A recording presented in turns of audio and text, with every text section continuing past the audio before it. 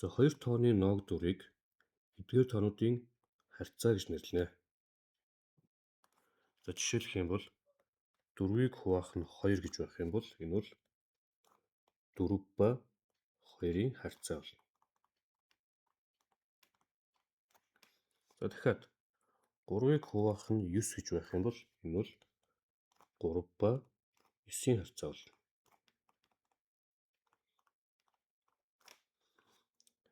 За энийг бид нэр 4-ийг хуваах нь 2 гэдэг энгийн тодорхой хэлбэртэй бичүүлнэ. За энийг мөн адилхан 3-ыг хуваах нь 9 гэж бичүүлнэ. За энэ бол харьцаа. Эхнийх нь бол 4 ба 2-ийн харьцаа болно. Дараагийнх нь 3 ба 9-ийн харьцаа. За тэгвэл хоёр харьцааны тэнцвэрлийг пропорц гинэ. За жишээлх юм бол ингэж үзье.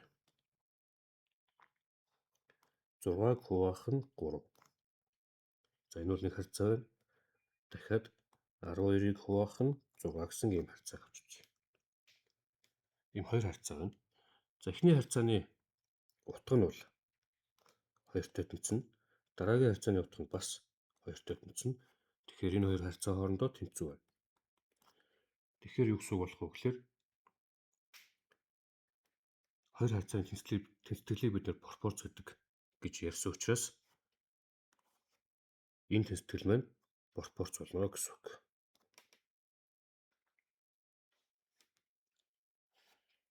За үүнийгээ бид нэр ингэж бичүүлнэ. 6-г хуваах нь 3. Тэнцүү 12-ыг хуваах нь 6. За энгийн утгаа мэддэг хүүхдүүдэд бол энэ бол угаасаа ойлгомжтой зүйл байна. За тэгээд энэ хоёр хэлбэрийг пропорцийн ерөнхий хэлбэр гэж нэрлэнэ. Ингэж бичүүлнэ, бас ингэж бичүүлнэ гэсэн үг. За пропорцд оролцсон тоонуудыг уг пропорцийн гишүүд гэж нэрлэдэг. Өөрөөр хэлэх юм бол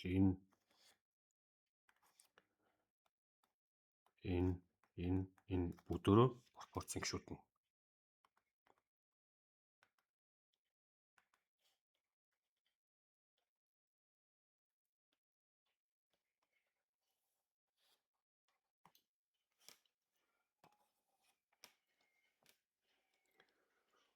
Мөн адилхан энэ эдгээр бүгдөө бас пропорцийн гишүүд мөн. За тэгвэл пропорцийн хувьд энэ хоёрыг нь болохоор захын гишүүд гэж нэрлэдэг. Захын гишүүд. Энэ хэлбэрийн хувьд бол энэ хоёр нь захын гишүүд болно. Харин энэ болон энийг нь голын гишүүд гэж нэрлэнэ. За нөгөө хэлбэрийн хувьд бол энэ хоёр нь голын гишүүд, дундах гишүүд чиглэж болно. За ийм болно. За пропорцийн утга нь 2 гэж гарч ирсэн. Пропорцийн харьцаануудын утга 2. Одоо энийг илэрхийлж байна гэсэн үг шүү дээ.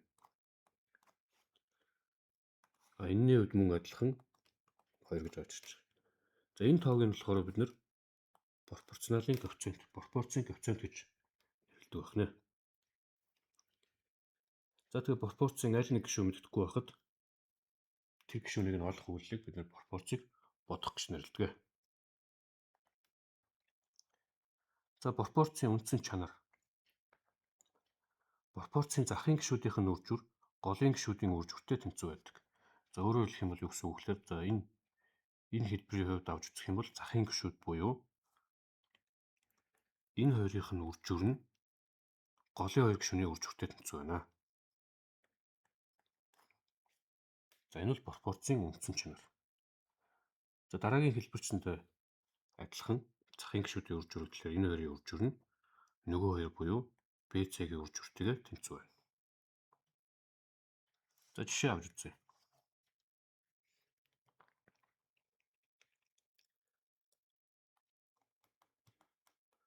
За энэ харьцаатай тэнцүү байна. Тэгэхээр хоёр харьцаа тэнцвэрлэхээр энэ пропорц болно гэсэн үг. За пропорцийн үндсэн чанар нь юу вэ гэхээр захын гишүүдийн үржүр. Захын гишүүд гэж энийг бас энийг хэлж байгаа. Энэ хоёрын үржүр 4-ийг үржих нь 6. Энэ үржүр юутай тэнцүү байх ёстой вэ гэхээр голын гишүүдийн үржүртэй тэнцүү байх ёстой. Энэ хоёрын үржүртэй тэнцүү. 3-ыг үржих нь 8. За мэдээж энэний утга нь 24 гарч ирнэ. Энэнийх нь бас 24 гарч ирнэ. Тэгэхээр тэнцүү байна. За дахиад нэг жишээ авъя.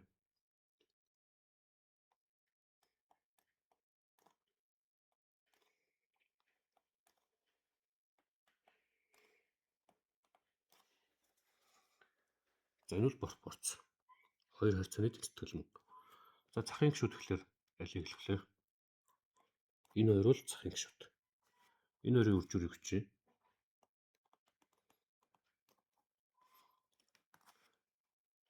Энэ хоёрын үржүүрийг хүчээ. Энэ бол голын гишүүд. За энэний утга 84 гарна. Энэний утга ч гэсэндээ бас 84 гарна. Тэгэхээр энэ хоёр хоорондоо тэнцүү байна. За пропорц зүйл байх юм бол пропорцийн үндсэн чанар нь биелж явах ёстой. За тэгвэл ийм гэж.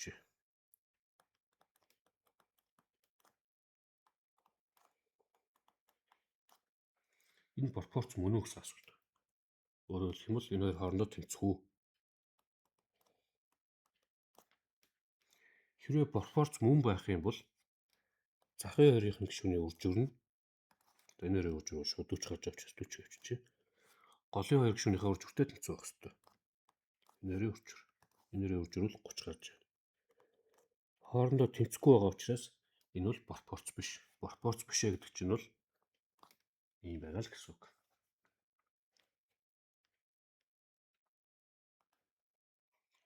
За ингээд хэд хэдэн жишээ авч үзье. За аад нь энэгээр пропорц зохиож болох уу гэж байна. Ер нь бол пропорц мөн үү л гэсэн үг. За хоёр янзаар бодъё л. Нэгдүгээрт нь 6-г хуваах нь 2. Нөгөөх нь 21-ийг хуваах нь 7. За энэ харьцааны утга нь 3 гарч ирнэ. Энэ харьцааны утга нь бас 3 гарч ирнэ. Тэгэхээр энэ хоёр хоорондоо тэнцэж байгаа учраас пропорц болно. За нэгдүгээр хараа. За хоёрдугаарт нь пропорцийн үндсэн чанар ашиглая. Өөрөөр хэлэх юм бол энэ хоёрын үржүүр нь 6-г 7-оор үржүүлээд 42 болно. Харин голын гишүүдийн үржүүр энэ хоёрын үржүүр нь 42 болно. Бас адилхан. Тэгэхээр энэ хоёр тэнцэж байгаа учраас энэ бол пропорц мөн. Тэгэхээр пропорц зохиож болно гэсэн үг. За одоо энийг бод. За энэ болгон дээр шууд пропорцийн үндсэн чанар ашиглаж. Өөрөөр хэлэх юм бол захын гишүүдийн үржүүр. За бид нар бийг бодож байгаа. Захын гишүүдийн үржүүр гэхлээр 20-ыг 10-аар үржүүлнэ. Харин голын гишүүд нь болохоор 100-г үржих нь 2. За энэ бол 200 гарна. Энэ ч бас 200 гарна. Тэгэхээр энэ хоёр тэнцэж байна. За захын гишүүдийнх нь үржүүр голын гишүүдийн үржүүртэй тэнцүү байгаа учраас пропорцийн үндсэн чанараас энэ бол пропорц болно гэсэн үг. За C нь. За захын гишүүдийн үржүүр нь хэд ах вэ? Мэдээж 4-ийг үржих нь 10. Харин голын гишүүдийн үржүүр нь 5-ыг үржих нь 6. За энэ бол 40 болно. Энэ болохоор 30 болно. Энэ хоёрын хоорондоо тэнцэхгүй байгаа учраас энэгээр пропорц зохиож болохгүй гэсэн үг юм байна.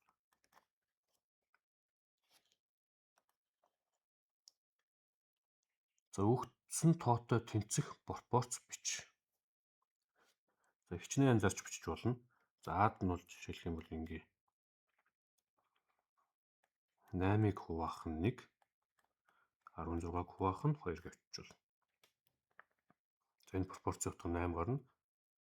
За энийг зөв бичсэн буруусныг шалгахын тулд энэ хоёрын үржүүр нь нөгөө хоёрын үржүүртэй тэнцүү байна уу гэдгийг шалгаж байна.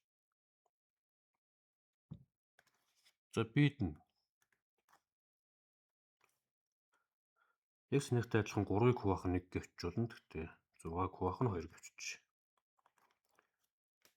За энгийн метрийг өргөтгдөг аргаар л энэ бол пропорц очих гэсэн үг шүү дээ. За энийг доотлын 3-аар үржүүлчих юм бол 6 болно. Дээдлэн 3-аар үржүүлчих юм бол 18 болно. За ингээд зохиож болно. Өөр хичнээн чанзаар зохиож болно.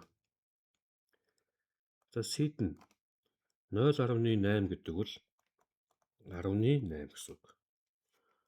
За энийг дээдл тоглохыг 2 туваачих юм бол 5-4 бол. За энэ бол ийм утгатай нэг пропорц. Тэгэхээр өөр хөлбраач зохиож болно. За пропорцийг бод гинэ. Өөрөөр хэлэх юм бол мэддэггүй байгаа гишүүнийг олно гэсэн үг.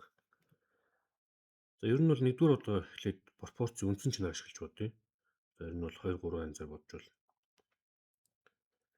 Пропорцийн үндсэн чанараас бол яах вэ гэхээр энийг энэгээр үржүүлсэн үржүүр нь x-ийг үржих нь 20, голын гишүүдийн үржүүр буюу 2-ыг 4-өөр үржсөнтэй тэнцүү байх хэрэгтэй.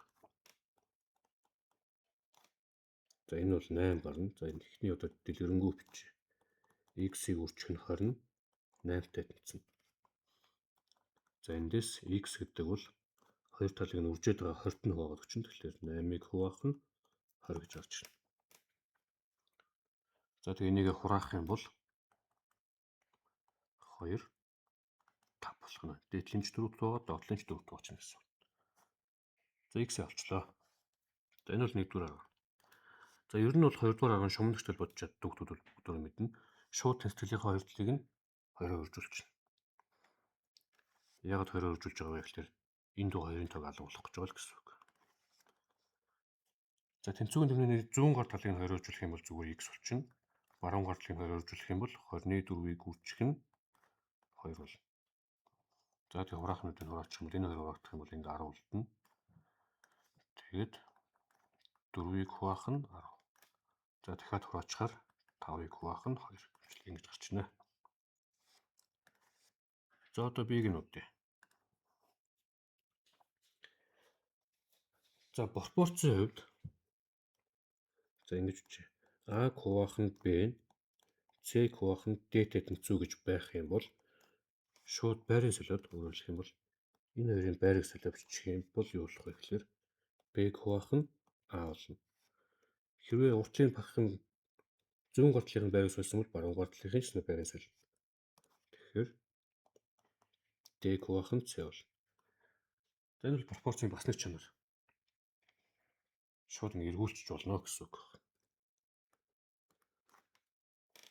За тэгэхээр B-дгээр бодлого болохоор юу болох вэ гэхээр 5-ыг хуваах нь 50, тэнцүү x-ийг хуваах нь 25 болчихно. За хоёр талыг нь 25-оор үржүүлчих юм бол x тэнцүү 5-ыг хуваах нь 50, үржих нь 25 бол. За мэдээж энэ хоёр хоорондоо хураагдахаар энд нь 2 үлдээд x тэнцүү 2-ны 5 гэж гарч ирнэ.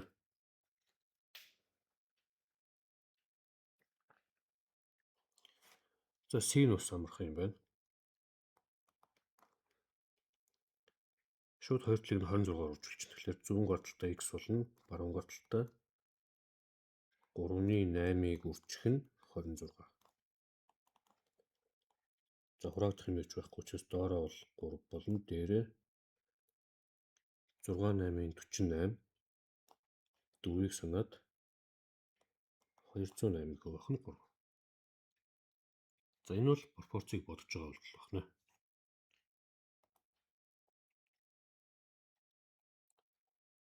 За энэ багангийн сурагч зориулсан хичээлчээс энийг хэрчмийн аргаар бодъё. За ер нь бол AB хэрчмийн урт нь 30 см байв. Уг хэрчмийг 2-3 сар цагтаа хуваасан гэж. Тийм бол богино хэрчмийн уртыг болно. За тэгэхээр энэ хоёр бол нийлээд 5 хэсэг гэсэн үг болно. Тэгэхээр 5 хэрчим зурч. 1 хэрчим, 2 хэрчим. За 2-3 сар цагтаа гэж байгаа учраас нөгөө хэрчмүүдийг би улаанаар зуръя.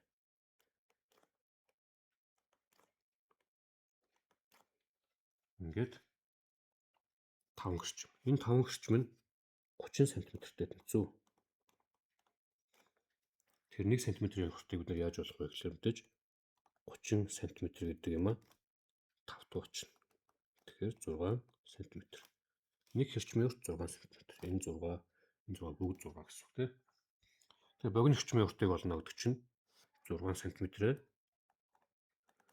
2-оор үржүүлээд 12 см гэж гарч ирнэ. Хэрвээ урт сантиметрийн уртыг олгож ирсэн бол 6 см-ээр 3-аар үржүүлчихнэ. За энийг улаанаар бичсэн бол ойлгомжтойсэн цаа яах. Ингэж болж байна. За энэ бол арга 1. За ер нь цаашдаа дунд ангид ороход ч гэсэн хэрэг болох учраас ийм арга заа. Харьцаа нь 2, 3 гэсэн харьцаатай байгаа бол тэр хэрчмүүдээ бид нэр 2x болон 3x гэсэн урттай гэж шууд үзэж болно. За 2a гэсэн ч болно. 2a гэх юм бол эндээ 3a бол 2b 3b ч гэж үзэж болно. Адилхан. За ийм боллоо. 2, 3 гэсэн харьцаатай гэж явах юм бол ийм урттай хэрчмүүд байгаа гэсэн үг. Энэ хоёр хэрчим нийлээд 30 см байх ёстой. За 2x дээр 3x-ийг нэмэх юм бол 5x болно. 5x нь 30 см гэдгээс x нь 30 см-ийг хуваах нь 5 буюу 6 см гэж гарч ирнэ. За x нь 6 юм байна. Энэ 6-гаа эндээ авчирч орлуулад хэрчмүүдийнхаа уртыг олчихно. За богино хэрчмийн урт бол 2x. За нөгөө талаас бол x-ийн оронд 6 см-ээр тавиад 12 см. За 3x гэдэг нь болохоор 3-ыг үржих нь 6 см. Ингээд 18 см гэж гарч ирнэ.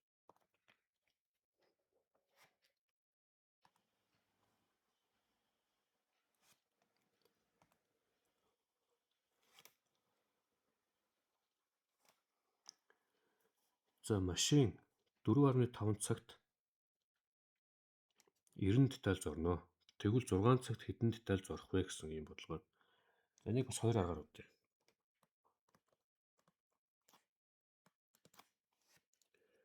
За шууд ингээ 4.5 цаг эртээ харгалзуулч. За тэгвэл яах ёстой вэ гэхээр 6 цагт хэдэн деталь зорох вэ? Тэр олох гэдэг деталийнхаа тоо x гэх юм бол ийм харьцаа биелж явах ёстой. За ийм харьцаа биелнэ гэдгээс юу гэсэн үг болох вэ гэхээр захын хоёр гишүүдийн үржүүр энэ хоёрын үржүүр x-ийг үржих нь 4.5. Энэ бол голын хоёр гишүүний үржүүр буюу 90-ийг үржих нь 6-тай тэнцвэх ёстой. За эндээс x-ийг олохын тулд яах вэ гэхээр үржээд байгаа 4.5-ыг нь агш нь олж хуваана. Тэгэхээр x тэнцүү 90-ийг үржих нь 6 хуваах нь 4.5.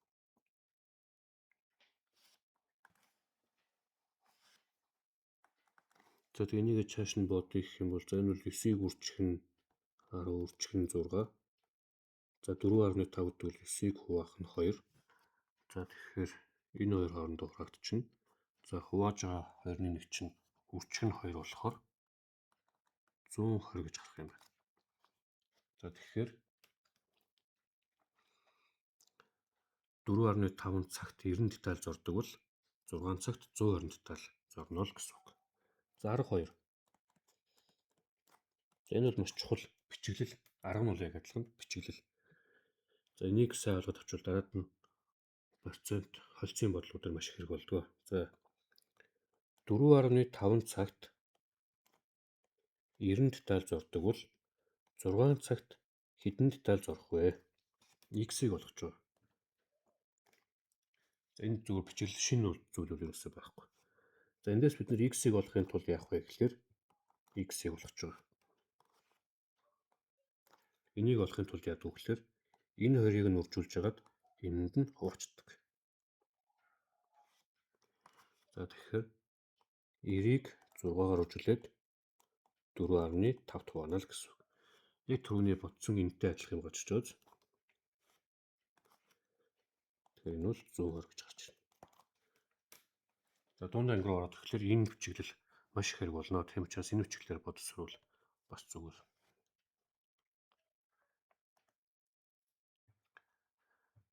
Дөрвөн литр сүнээс 2.3 литр тос гардаг бол 43 литр тос гарган авахын тулд хэдэн литр сүм шаардах вэ? За өмнөх жишээнээр бодсон арга ашиглая. 4 литр сүүнээс 2.3 литр тос гаргаж авдаг. За энэ бол тос. За уртлынх нь бол сүү. За тэгвэл 43 литр тос гаргаж авахын тулд энд нь хэд байх вэ гэсэн үг. Хэдэн литр сүү авах вэ? За эндээс x гэдэг үл яг хөглөөр түрүүний ярьсан ёсоор энэ хоёрын үр журийг нь энд тоочдог.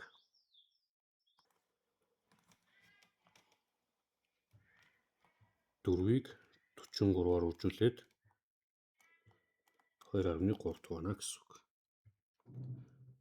За энийг бодохын тулд мэдээж y дээдлтэй бол 12 172-ыг хуваах нь 2.3 гэсэн үг. За дээдлтэй бол 2-ыг 10 оржуулчих юм бол ийм болно. За энийг цааш нь хуваагаад хавьд гаргачих болно.